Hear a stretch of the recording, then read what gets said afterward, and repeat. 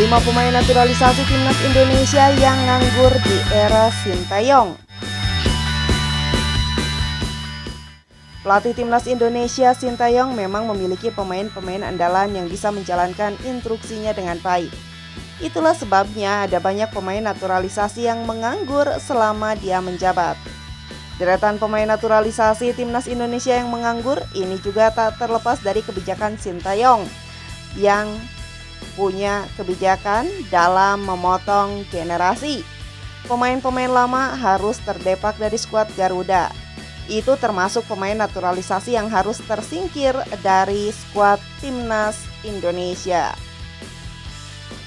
Berikut kami menyajikan nama-nama pemain naturalisasi yang harus menganggur di era Sintayong. 1. Ilyas Pasojevic. Ilyas Pasojevic sebetulnya berstatus sebagai pencetak gol yang cukup konsisten di kompetisi domestik. Penyerang naturalisasi Bali United ini bahkan sudah pernah 3 kali meraih gelar juara di Liga 1. Namun di bawah kepemimpinan Sintayong, Spaso justru harus tersingkir. Dia memang pernah mendapatkan beberapa kali panggilan tetapi tak bisa menembus posisi utama di lini serang timnas Indonesia. 2. Alberto Gonçalves. Berikutnya ada nama Alberto Gonçalves yang sama sekali tak pernah mendapatkan panggilan timnas Indonesia di era Sintayong. Striker asal Brazil itu harus gigit jari karena tak bisa memperkuat skuad Garuda. Pemain yang akrab disapa Beto itu memang sudah memasuki masa senja saat STY menjabat. Saat ini saja pemain naturalisasi itu umurnya menginjak 43 tahun, sehingga sulit bersaing di lini serang timnas Indonesia. 3. Ejra Walian. Berikutnya nama pemain yang harus tersingkir dari persaingan timnas Indonesia adalah Ejra Walian. Bisa dibilang striker kelahiran Belanda ini lebih banyak menganggur di era Sintayong. Ejra memang sempat jadi salah satu andalan di Piala AFF 2020. Namun sejak saat itu namanya sudah tak kembali dipanggil STY karena banyak opsi lain di lini serang skuad Merah Putih. 4. Victor Igbonevo. Victor Igbonevo juga ikut bagian dari pemain naturalisasi yang tersingkirkan di era Sintayong. Dia beberapa kali sempat dijajal kemampuannya oleh pelatih asal Korea Selatan itu, tetapi akhirnya gagal bersaing.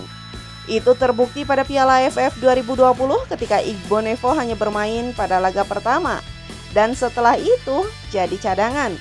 Sejak saat itu pemain kelahiran Nigeria ini tak pernah dipanggil lagi.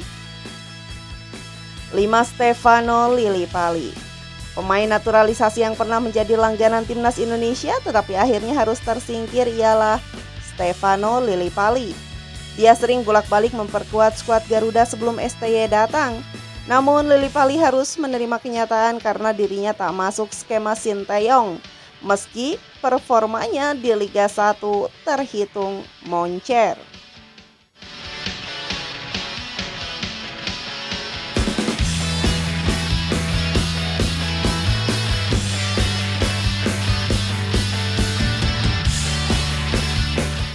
Sintayong masuk kandidat calon pelatih timnas Korea Selatan.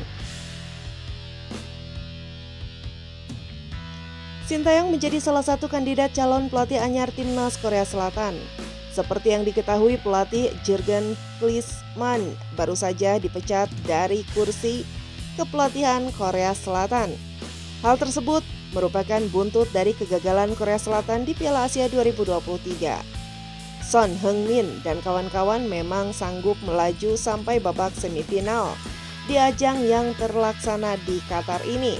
Namun jalan Korea Selatan menuju semifinal dinilai kurang meyakinkan. Bahkan Korea Selatan sempat ditahan imbang Malaysia pada babak penyisihan grup. Pengumuman dipecatnya Jurgen Klinsmann sendiri dikabarkan oleh Presiden KFA Chung Mong-kyu. Pelatih Klinsmann gagal menunjukkan kepemimpinannya yang kami harapkan dari seorang pelatih timnas, termasuk manajemen pertandingan pemain dan juga etos kerja, yang mana itu penting untuk membuat tim lebih kompetitif, kata Chung Mong-kyu.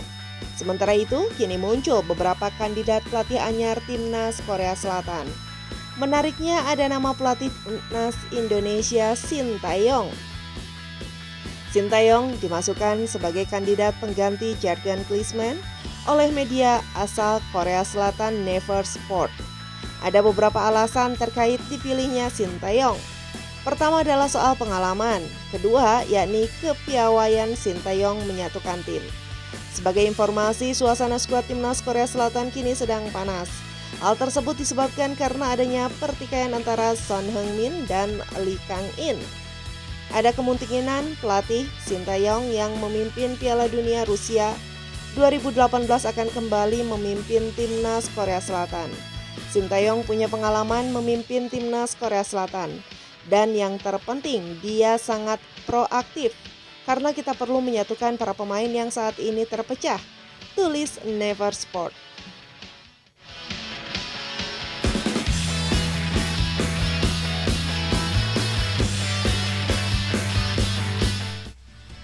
Finish 4 besar menang jadi target Persik Kediri masuk Championship Series untuk jalur juara Liga 1. Persik Kediri pelan-pelan merangkak ke papan atas klasemen sementara BRI Liga 1 2023-2024. Usai meraih poin penuh dari laga pekan ke-24 melawan Bali United, Persik kini ada di posisi kelima dengan perolehan 37 poin. Persik kian dekat dengan posisi 4 besar untuk dapat bersaing di babak selanjutnya Championship Series zona playoff untuk memperebutkan juara musim ini. Persik masih memiliki 10 laga sisa lagi untuk mengejar selisih 4 poin dari tim yang saat ini berada di posisi keempat, Bali United dan Persib Bandung yang ada di urutan ketiga. Pelatih Persik Marcelo Rospaid menyadari persaingan papan atas akan makin ketat mendekati akhir musim. Akan tetapi finish 4 besar diakuinya menjadi target Persik saat ini. Ini bagus, kita dekat dengan target tapi saya pribadi merasa tidak terlalu aman. Saya akan terus mencoba memperbaiki tim di laga berikutnya, kata pelatih asal Brazil itu seperti dilansir laman LIB. Kita tidak bisa santai, di atas Persik ada tim-tim kuat dan di bawah kami juga ada tim-tim bagus. Semua pasti berambisi menembus posisi 4 besar imbuhnya. Dengan Liga 1 2023-2024 kini masuk jeda pemilu, skuad Persik sendiri sudah mulai kembali latihan rutin sejak Sabtu 10 Februari 2024 lalu. Pasca liburan, tim langsung fokus pemulihan fisik. Marcelo Rospaid mengatakan bahwa jeda kompetisi saat ini waktunya cukup singkat. Dia belum memutuskan kegiatan apa saja yang akan dijalani timnya, selain latihan rutin dan mempersiapkan tim sebelum laga selanjutnya. Persik Kediri akan kembali bermain pada pekan ke-25 Liga 1 melawan tuan rumah Persis Solo di Stadion Manahan, Solo pada 24 Februari mendatang.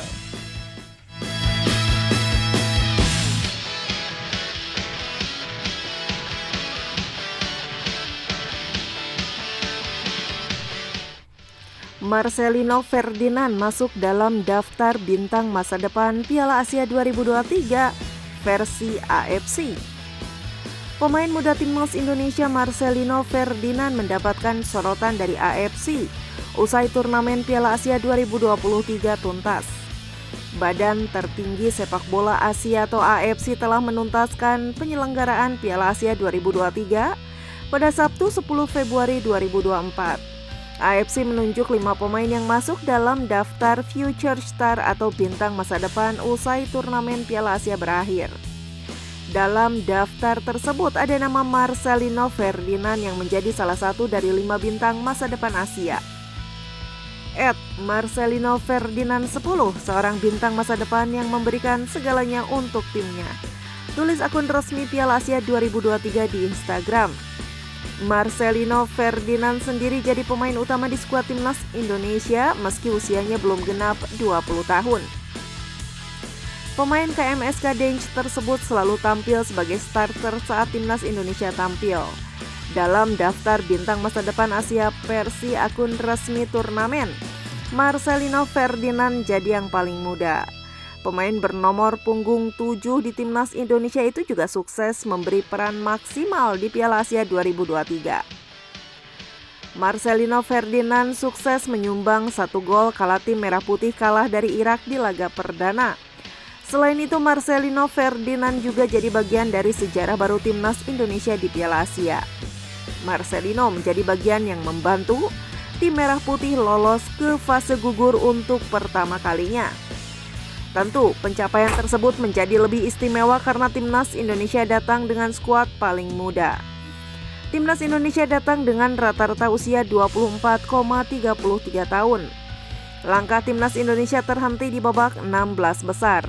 Saat itu tim Merah Putih disingkirkan Australia dengan skor 0-4. Berikut daftar Future Star Piala Asia 2023 versi AFC. 1. Ali Olwan, Yordania, 23 tahun. 2. Takefusa Kubo, Jepang, 22 tahun. 3. Abdullah Radif, Arab Saudi, 21 tahun. 4. Marcelino Ferdinand, Timnas Indonesia, 19 tahun. 5. Arif Aiman, Malaysia, 21 tahun.